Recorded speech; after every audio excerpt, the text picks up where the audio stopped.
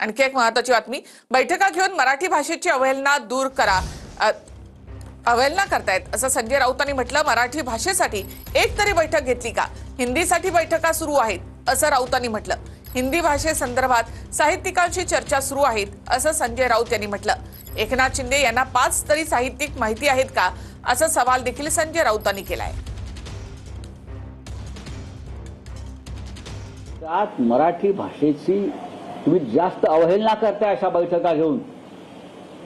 आतापर्यंत मराठी भाषेसाठी, मराठी माणसासाठी एकतरी बैठक तुम्ही घेतलीत का? देवेंद्र फडणवीस आणि एकनाथ शिंदे, सांगा ना मला।